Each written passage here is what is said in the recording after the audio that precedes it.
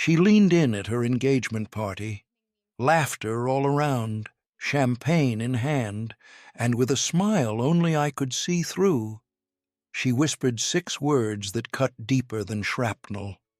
"No one cares about your medals, Dad."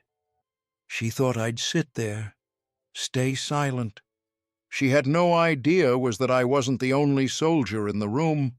The colonel was already on his way. Now you're about to see what happens when a father brings his medals and the whole weight of legacy into the room. Before I show you how I reclaimed my dignity and left her standing speechless in front of her own guests, drop a comment telling me where you're watching from, hit that subscribe button with the bell turned on. Now, let's dive deeper into it. The hall was too loud. Too many people I didn't know, too much champagne being poured like water, and way too many of those fake laughs that happen at expensive parties. I was sitting alone near the back, right underneath one of those flower arches that probably cost more than my rent. Melissa's engagement party. My daughter. 28 years old and getting married to some real estate guy from Connecticut whose father drove a car that cost more than I'd made in 2 years.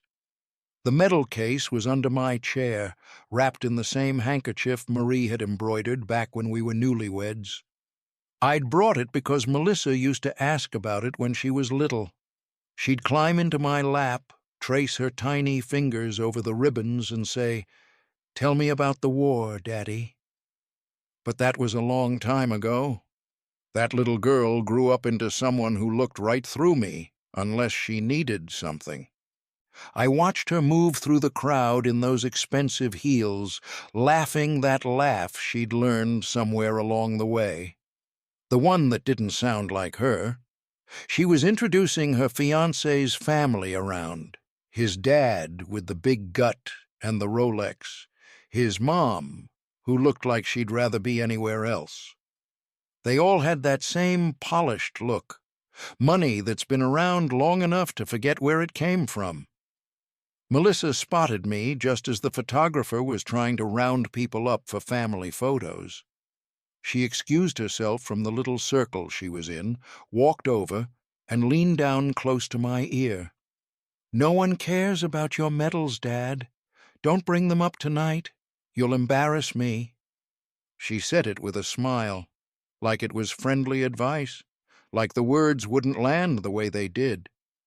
I just stared at her, didn't say a word.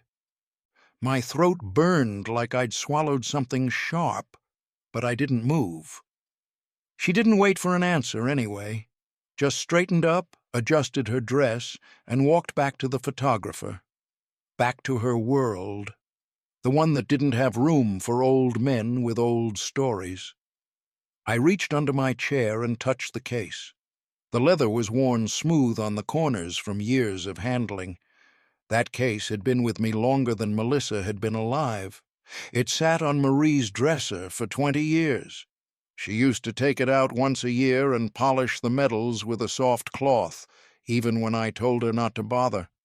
Said it mattered. Said our daughter needed to see what sacrifice looked like. Now, apparently, it was just an embarrassment. A waiter passed by with a tray of drinks. I waved him off. My mouth had gone dry in a way alcohol wasn't going to fix. From across the room, I heard Melissa laugh again. That bright, empty sound, like nothing had happened, like I was just part of the furniture she'd arranged for the night. I didn't get up, not yet. I sat there and watched my daughter, the one I used to carry on my shoulders, the one who cried when her goldfish died, the one who made me promise to walk her down the aisle someday, turn into somebody I didn't recognize. But something in me shifted right then. Not anger, just a quiet kind of knowing, like when you're out on patrol and you realize the jungle's gone too silent. Something had broken, and broken things don't fix themselves. I stayed in my chair for a while after that, just sank back further into it, holding the medal case on my lap now, instead of hiding it underneath. I pressed it against my stomach with both hands, not because I was worried someone would take it, but because it helped me breathe slower, steadier. The lighting in that hall was soft and golden, the kind that makes everything look better than it is. But it didn't hide much. I could still see them all clearly. Melissa's fiancé throwing back champagne like he was still in college. His father working the room like he owned it. And Melissa, smiling and glowing and completely hollow. I kept my eyes on the case. Sometimes when I hold it, I can still feel the weight of those days. Not the metal, the days. Sand grinding into my boots, heat that stuck to you like a second skin, the smell of diesel fuel mixed with smoke and blood and fear. But the worst part was always the silence after a firefight. That long, heavy silence when the jungle stopped moving, and all you could hear was your own heartbeat and the voice in your head asking why you made it out when others didn't. I was 22 when they pinned the Bronze Star on me. I didn't ask for it, didn't feel like I earned it, not compared to the boys we sent home in flag-draped boxes. But someone wrote my name down, said I pulled 2 wounded men out of a burning convoy under sniper fire, said I didn't hesitate. Maybe I didn't. I don't really remember the decision part. What I remember is the heat, the way the metal burned through my gloves when I grabbed the door handle. The convoy had been hit by an RPG on Route 13 just north of Saigon. Our lead vehicle flipped, started burning. The screaming started before the smoke cleared. I was in the 3rd truck back. Everyone else hit the dirt. Took defensive positions like we were trained, but I could hear them in there. 2 voices, one calling for his mother, the other just screaming. I ran toward the fire. Don't remember thinking about it. Just moved. First guy I grabbed was the driver. Private named Torres, kid from El Paso, couldn't have been more than 19. Got him over my shoulder. He wasn't screaming anymore, which scared me worse than the flames. Second guy, Corporal Hendricks, he'd gotten thrown clear, but his leg was twisted wrong. He grabbed my boot as I came back for him, wouldn't let go, just kept screaming that he couldn't feel his feet. I dragged him 30 yards through red dirt while bullets snapped overhead. Someone was shooting at us from the tree line, but I couldn't tell you from where. My ears were ringing too loud. When I finally got both of them behind cover, I looked down and saw my hands were black. Couldn't tell if it was their blood or mine or just the smoke. Torres died 2 days later in a field hospital. Infection. Hendricks made it home, but I heard he lost the leg anyway. And they gave me a medal for it, put it in a felt-lined box and mailed it to my apartment 6 months after I rotated out. I opened that box and just stared at it. Didn't know what you're supposed to do with something like that. It felt wrong, like getting an award for failing. Marie was the one who told me it mattered. She'd take it out once a year, polish it with that same cloth, and tell me it was important for Melissa to see. Said kids need to know what sacrifice looks like. Said the medal wasn't about me, it was about the ones who didn't come home, and making sure people remembered them. I believed her. God, I believed everything that woman said. After Marie died, everything got quieter. Melissa started drifting away. At first, I thought it was grief. Told myself she'd come back around when she was ready. But the phone calls got shorter. She stopped asking how I was and started suggesting I sell the house. Said maybe I'd be happier somewhere simpler. I already lived simple. 1 bedroom, fixed pension, no debt. I volunteered at the VFW post twice a week, helped younger guys navigate their VA claims, or just sat with them when they needed someone who understood. It wasn't glamorous, but it was honest. I knew how to be useful without making noise about it. Melissa never came by the post. said it smelled like old books and trauma. She laughed when she said it, like it was a joke. But I heard what she really meant. That metal case is the only thing I've never offered to let go. I gave up the house, the car, the garage full of tools I used to love working with. But not that. Marie told me once it was my legacy. I didn't believe her then, thought it was just metal and ribbon.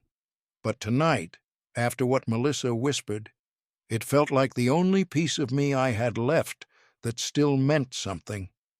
I told myself I could sit through the rest of the night, just keep my head down, sip water, nod at anyone who made eye contact. But that whisper kept playing in my head on a loop.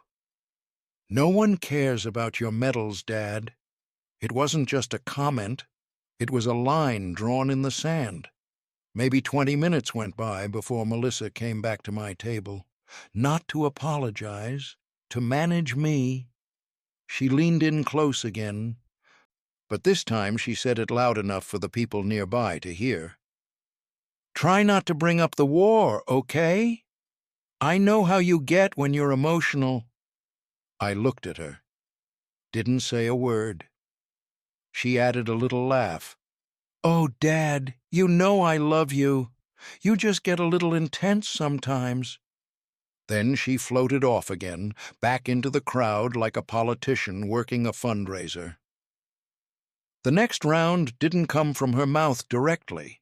I could hear her over by the buffet table talking to her fiancé's mother. "He means well," she was saying. "He just never really adjusted after the army. Still wears the same boots from the 80s, tells the same 3 stories over and over. It's kind of sweet, really. Sweet. Like I was a rescued dog she was proud of." Then she came back to my table, dropped her clutch purse on the tablecloth, and looked me over with that tight little smile. "You really couldn't find something nicer to wear?" I was in my best slacks, my only pressed shirt. The Oxfords Marie bought me before she got sick. Melissa didn't wait for me to answer. "I mean, it's fine, but next time maybe you could, I don't know, sell one of those medals or something. Get yourself something tailored. This crowd notices things like that." That one hurt worse than the rest. Not because it was cruel, but because of how easy it was for her to say. Like I was a problem she'd learned to manage with a smile and a shrug. And that's when Franklin showed up, her fiancé's father. Big guy, tight blazer, Rolex catching the light every time he lifted his drink. He walked over like he owned the room.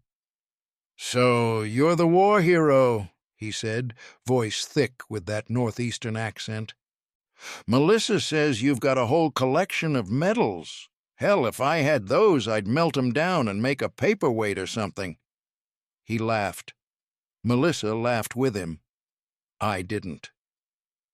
"Just nostalgia, right?" he said, clapping me on the shoulder like we were old buddies. "No offense, but sentiment doesn't pay the bills." "No," I said quietly, "but it pays the price." He blinked at me, didn't understand. Melissa steered him away before he could ask. I noticed a few people watching from other tables. One older man gave me a small nod. A woman in her 40s shifted uncomfortably in her seat. They saw it. They knew what was happening. But no one said anything. I didn't want to make a scene. That's not how I was raised, and it's sure as hell not how the Army trained me. But sitting there, watching my daughter smear my name in front of strangers while smiling like it was nothing, something in me settled into place. Not anger, not even grief, just a calm, clear resolution. I sipped my water and let them laugh. Let them humiliate me. Because I already knew I wasn't leaving this place the same way I came in. The speeches started around 9. Someone dimmed the lights and cut the music so Melissa's fiancé could tap his glass and ramble on about new beginnings and leaving the past behind. I sat still, metal case balanced on my knees, back straight, eyes focused on a spot above the stage where the ceiling beams crossed. I'd been quiet all night, swallowed the whispers, the smirks, the little cuts. I'd done what I was trained to do: observe, assess, wait for the right moment. Melissa took the microphone next. She looked perfect under those soft lights. Hair pinned just right, voice smooth as honey. "I just want to thank everyone for being here tonight," she said. "It means so much to start this new chapter surrounded by people who support our future." She glanced in my direction, briefly, then looked away like I was a stain on the wallpaper. "And of course, my father," she added with that practiced smile. "He's full of stories, but tonight's about moving forward, not looking back." A few people chuckled politely. Then she went for it. "So, Dad, please, no more Vietnam tonight. We all know you served. Let's not make this about old war stories again." The words hung there. The polite laughter died fast. You could hear silverware scraping plates somewhere in the back. I didn't move right away. I let the silence grow. Let it stretch out long enough that people started to squirm. I stared at the glass of water in my hand, watched it tremble just slightly as my pulse hammered behind it. Then I set it down, slowly, the way you set down something fragile you're not sure you can pick back up. I stood, the metal case in my hand. People shifted in their seats, waiting for me to say something, to defend myself, to beg. I didn't say a word. I just walked, between the tables, past the white linens and the expensive centerpieces, straight toward the double doors.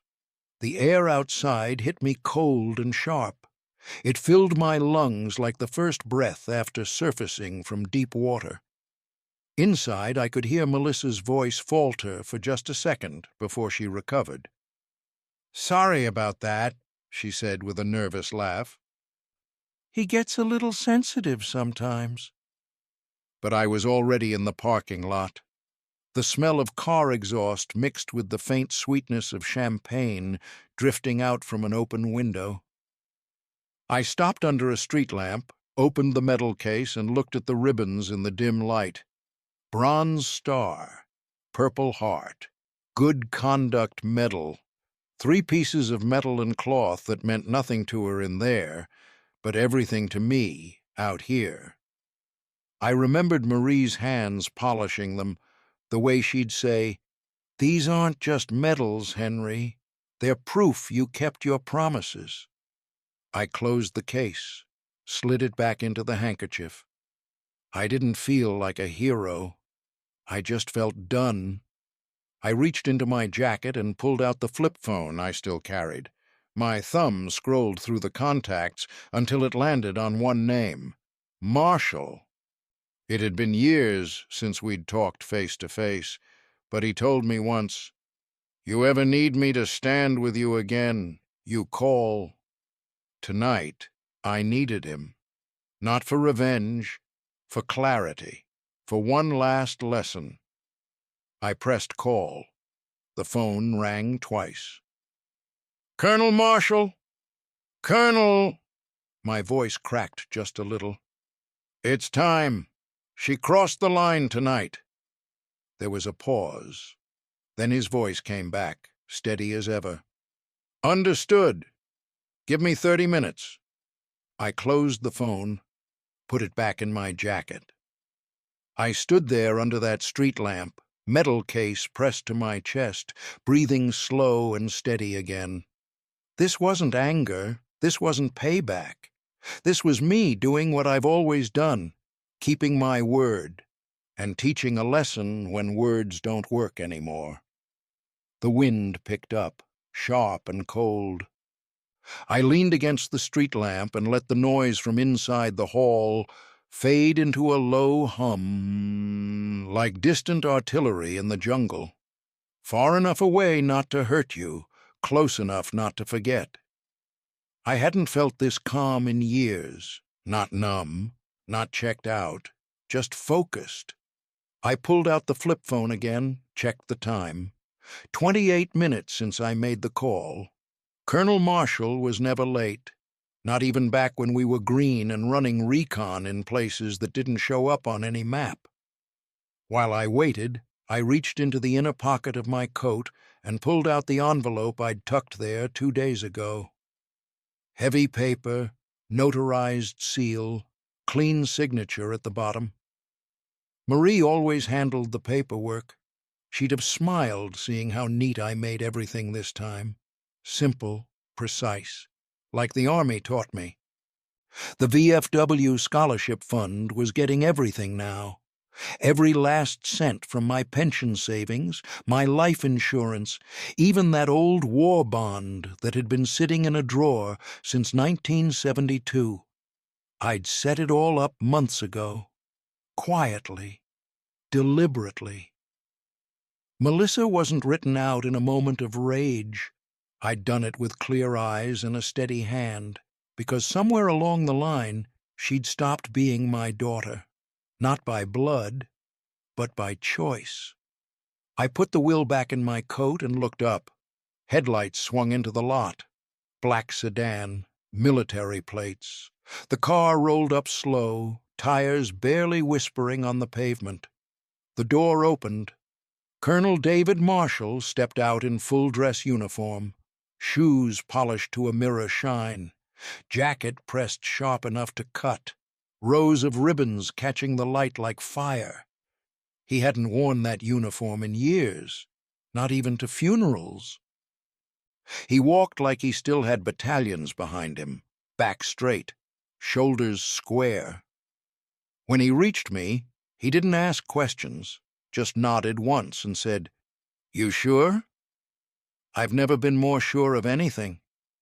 "Good," he said.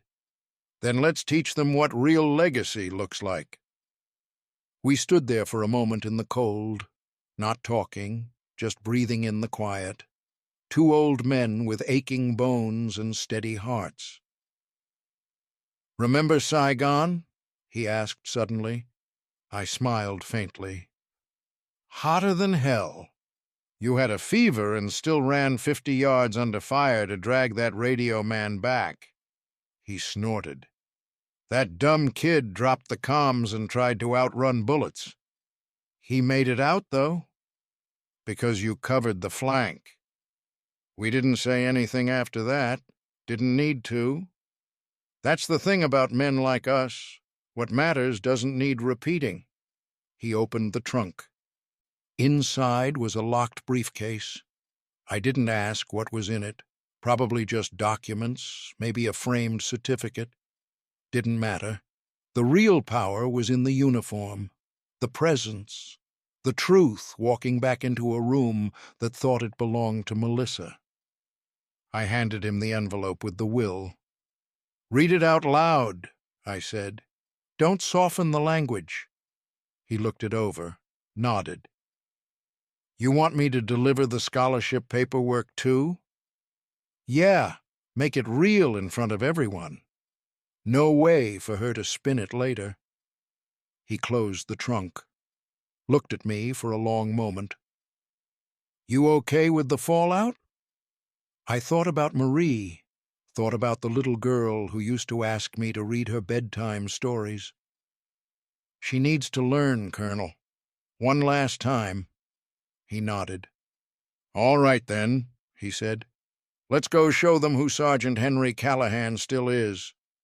We got in the car. He drove slow, steady.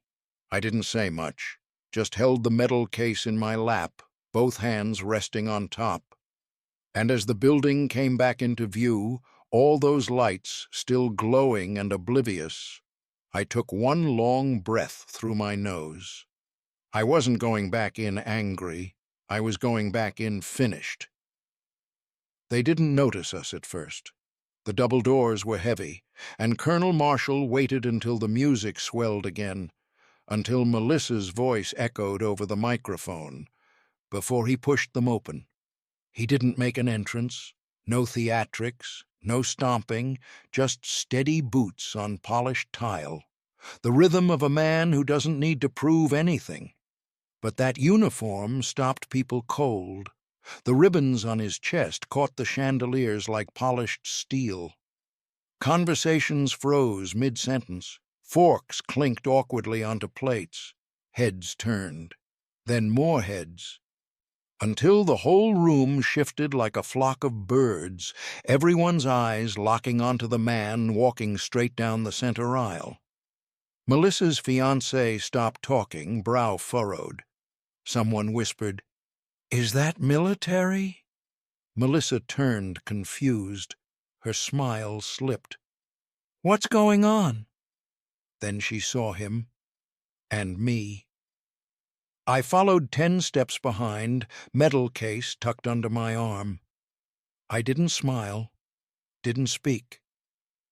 Colonel Marshall reached the small platform where they'd set up the microphone. He climbed the 2 steps like he was briefing troops.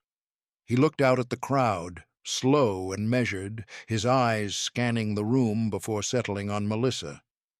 Then he spoke. Calm, clear, no ceremony. "Ladies and gentlemen, I won't keep you long. My name is Colonel David Marshall, United States Army, retired. I served 35 years. And I came here tonight because of one man." He turned toward me and offered a crisp salute. I returned it, sharp as I could manage. My spine straightened like it used to when the anthem played.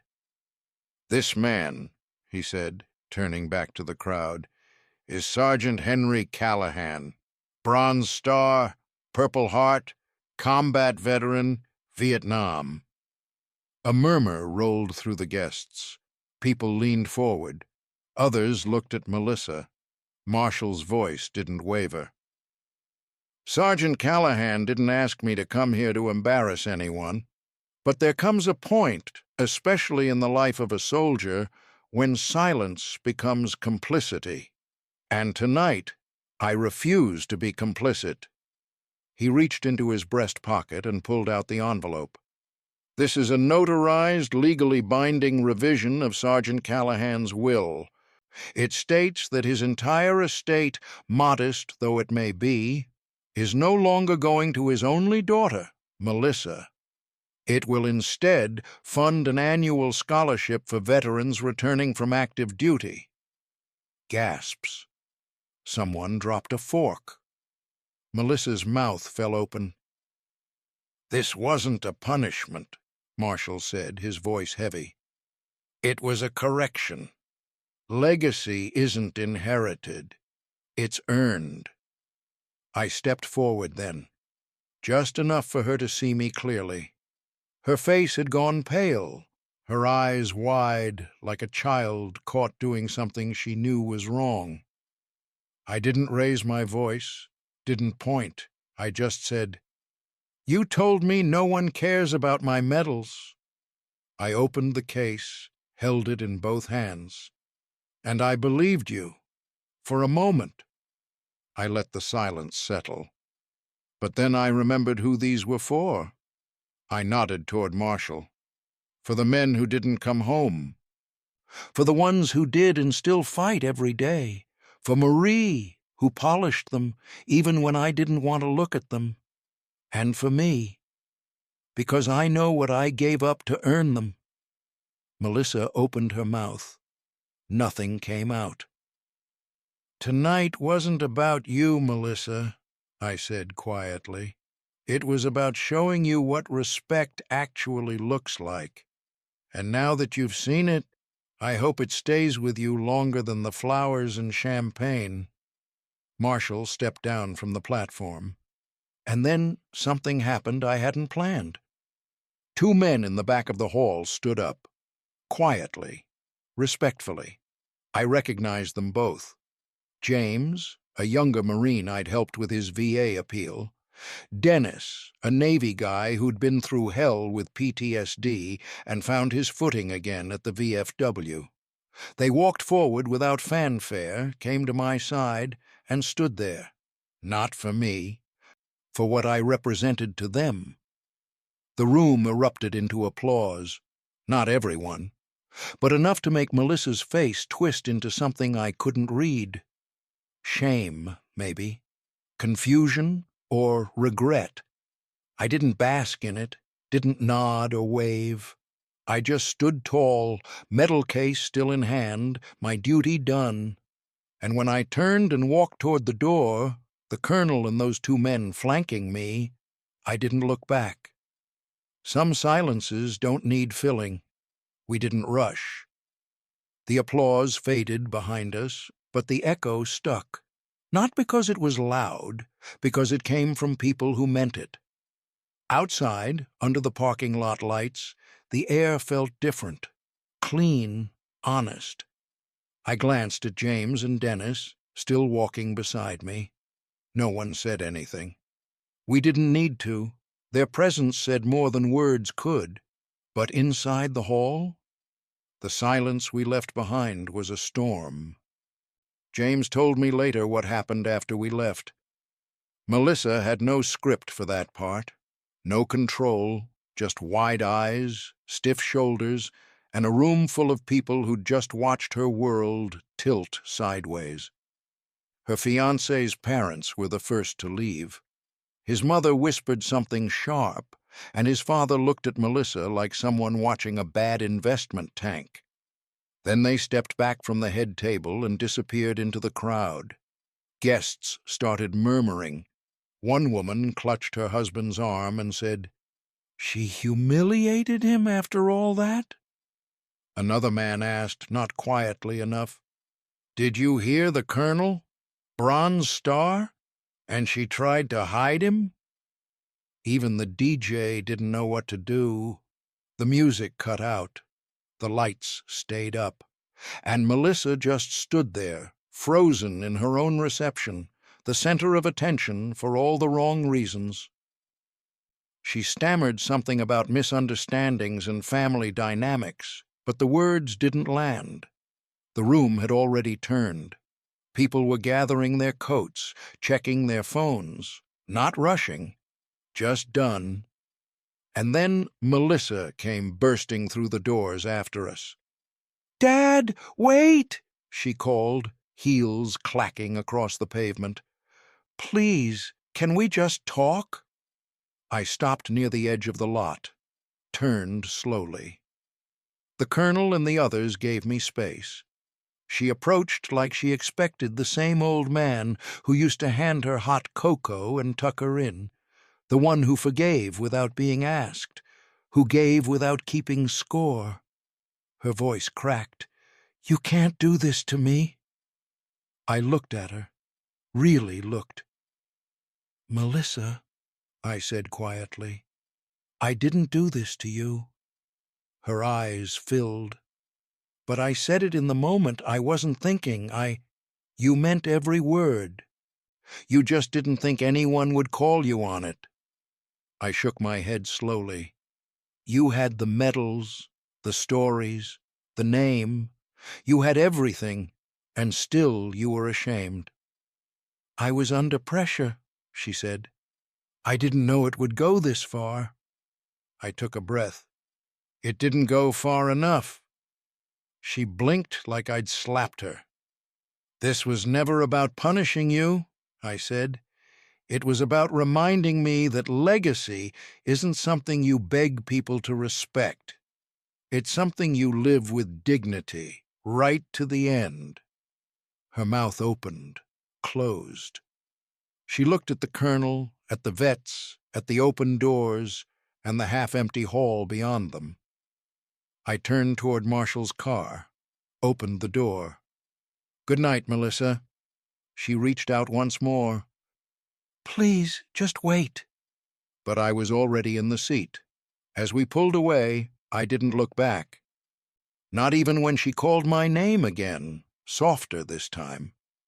Some lessons come late, some never land at all. and some come wrapped in silence, the kind you never forget. The next morning I woke up before sunrise. Same as always. Habit, mostly. I made coffee in the old drip pot I'd kept since Marie passed, chipped handle and all. The silence in my apartment was familiar, not lonely, just quiet in the way you learn to appreciate when you've earned it. The metal case sat on the kitchen table, still closed, still polished. I didn't need to open it. I already knew what was inside. Same way I knew who I was. Word travels fast in small communities. By noon, I'd already gotten 3 voicemails from guests who'd been at the party, polite, hesitant, all saying some version of the same thing. "You didn't deserve that. Thank you for your service. My grandfather was in Vietnam, too.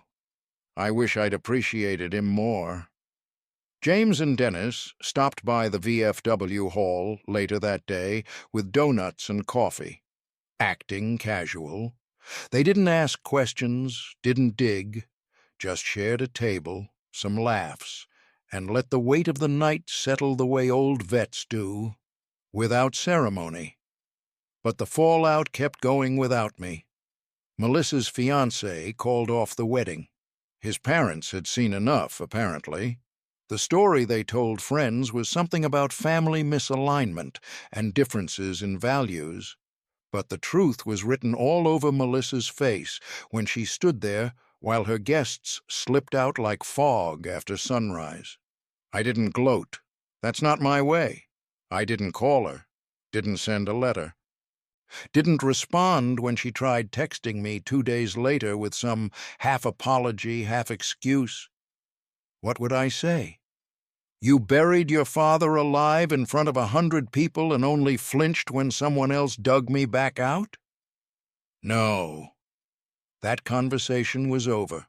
Instead, I walked to the post office and mailed out the first check to the new scholarship fund. Wrote a note with it, too. For someone who still believes honor is worth something.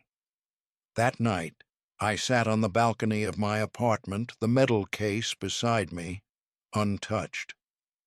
A light breeze carried the smell of evening rain on asphalt. Somewhere down the street, a kid laughed loud and wild, like the world hadn't taught him shame yet.